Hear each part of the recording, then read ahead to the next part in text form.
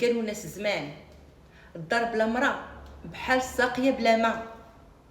المرا هي ساس الدار وعمودها، وإلا كان ساس صحيح الدار ما يحركها ريح.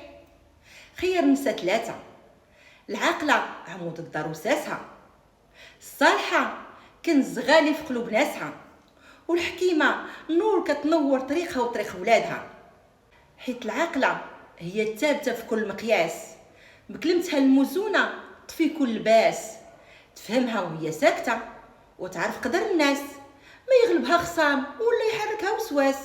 هي الميزان اللي بيه كيتوزن كل احساس.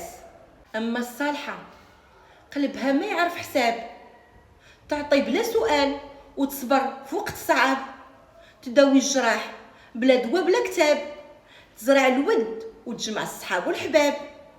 هي كلها بركه تجيب الرزق حتى الباب، هي نعمه ورحمه سهل الحياه وتحيد العذاب. اما الحكيمه تشوف بعينها ديما بعيد، تفكر رموز ودير الخاطر الصغير والكبير، تهدي النفوس وتجمع الشمل من جديد. بنورها وضحكتها تخلي دارها عامره بحال نهار العيد.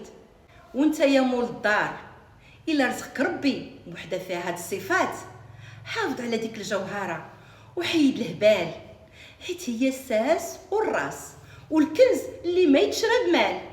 وإلا ضاعت سالات القصه وغاب الساس، وما بقى حتى بديل يعوض كنز ما يتوزن بمال. وانتوما متفقين معايا بان المراه هي ساس الدار؟ خليوا لي ارائكم في التعاليق. وإلا كانت عندك هاد الجوهره في الدار طاقيها وقول ليها شكرا يا ساس الدار. كانت معكم فاطمه امان، نتلاقاو في فيديو جديد باذن الرحمن.